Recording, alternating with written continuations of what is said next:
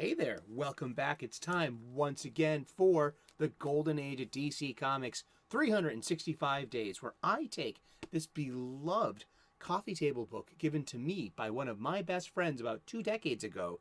This has been surfing my coffee table ever since. It's a great source of conversation with friends. It's a great history book too. It's a view into America in after the Great Depression and in World War II and right before the space age. And what goes great with coffee tables and coffee table talk? Well, pull up a chair, grab a cuppa. Let's have some coffee with our coffee table talk. Oh, that's delicious. How are you today? I hope you're doing awesome.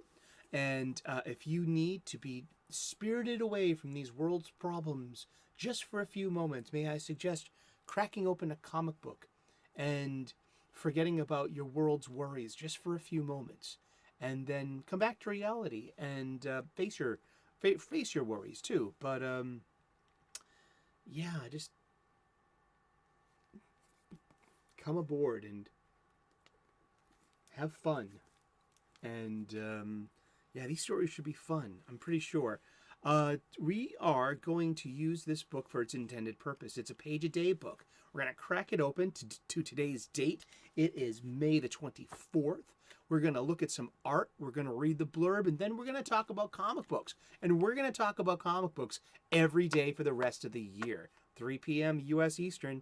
Tune in. Find out. And so let's do it. Let's going to crack the book open. And I got show notes, you know. I have show notes. I should use them more. Yes. I should learn to write better. I can barely read my own writing. It's terrible, lifelong thing. It's May the 24th.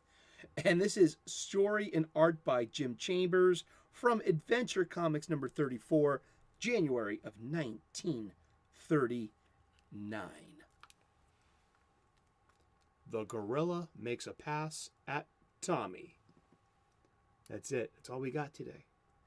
Slow news day. It's bound to happen. Yeah, what's wrong with Tommy? Did he lose an eye, or is he just I don't know. Let's read the blurb before we get judgmental.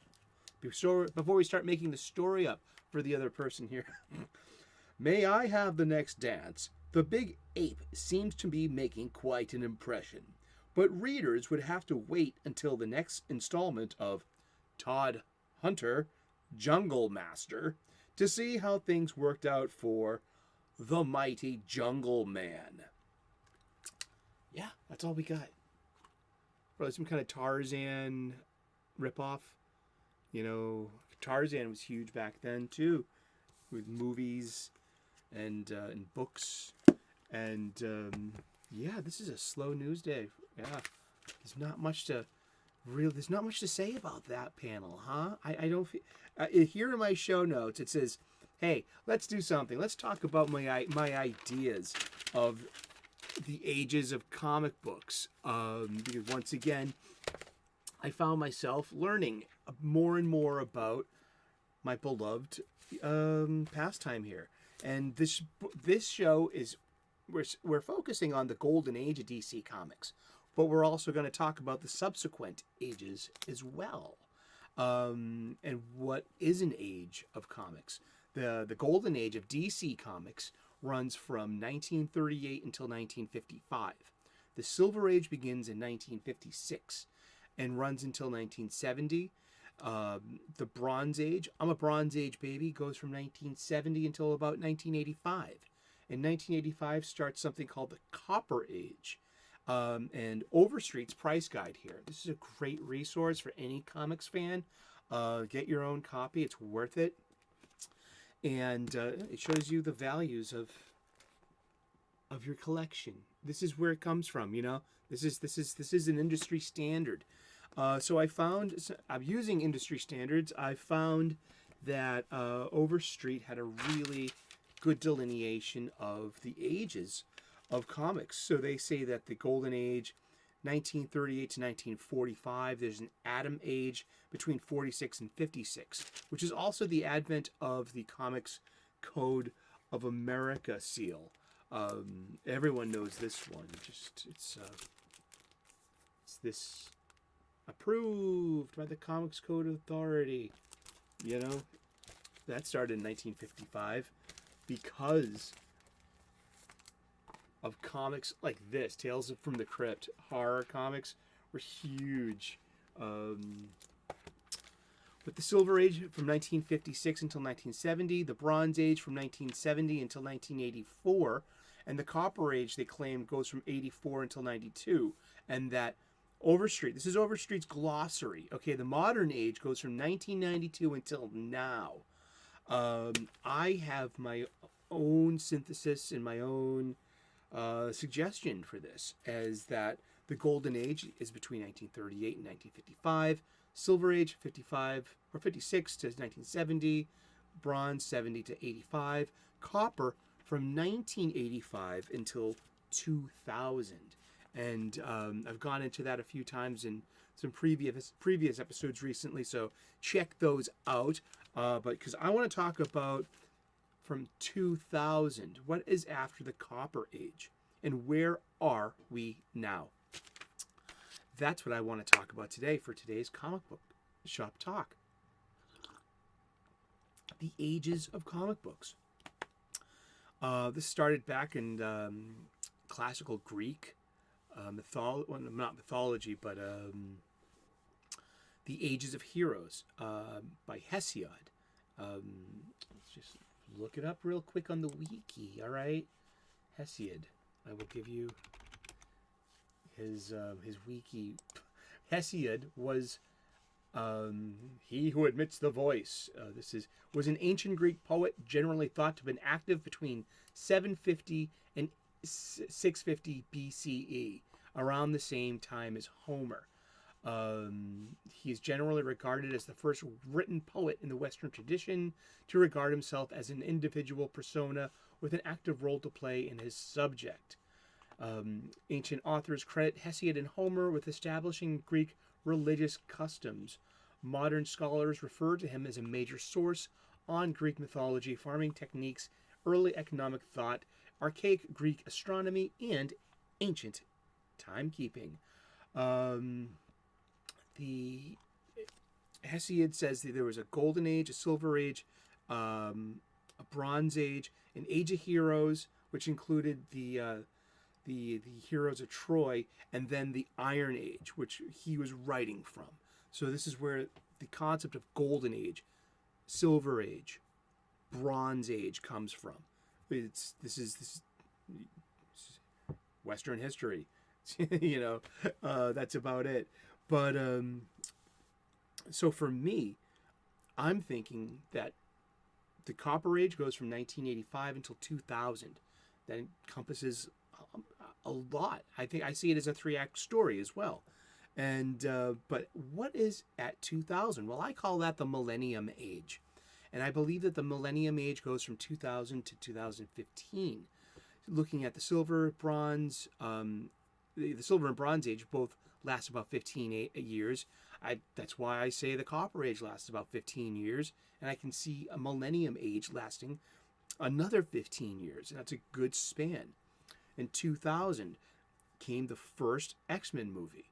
And also Grant Morrison's New X-Men, which was really big. It was a big comic book. He had a 4-year run, and it was amazing. And it got me back into comic books as well. I was on a hiatus. But I can see this, and then 9/11 happened. And yeah, so that's a real big dividing line between the 20th and the 21st century here in Western culture, and in specifically America, United States of America. And I can see that running from 2000 to 2015. Why 2015? Well, okay, 2011, big things started happening because, well, in 2008, the first Iron Man movie, and that began the MCU. In 2011, we had two things happening at the Big Two. We had the New 52 over in DC, and then we had all new, all different over at Marvel, which was focusing on legacy characters. And by 2015, the cultural needle of America was being moved. That was, this is the claim of, I'm not going to get into my opinions on it. I'm just going to state some observations. That in 2015 came the hashtag #MeToo movement. In 2016 came the U.S. presidential election, which lots of people were very disappointed in the result. And the action taken was for both of these cultural phenomenons. And other things started happening too, of different movements and different activists and different voices being heard. That in 2015, I really believe that publishing changed, storytelling changed on purpose. There are things that are verboten, such as the victimization of certain marginalized people. These are important ideas from the publishers that they're trying to put across. And it's not just in comic books. It seems to be, if you were watching shows at the time, such as the HBO adult mature adventure shows, such as Game of Thrones and Westworld, you saw a tonal shift. It went in between 2015 and 2017, and comic books have reflected that. So right now, we're in what I would call a postmodern age of comic books. That the millennium age went from 2000 to 2015. And then in 2015, this began a new age of comic books. It's probably going to go until 2030, until we enter, rightfully so, a new age of comics. Seeing that my hypothesis here, my speculation, my hypotenuse on is that comic book ages last about 15 years, and that we're in the middle of a new age of comics, of superhero comic books, and of publishing. And what do you think? I want to know more about what you think about this. I want to hear from you. I want to know what have you heard about the ages of comic books? This is a great conversation for me. It's big on. I'm big on this.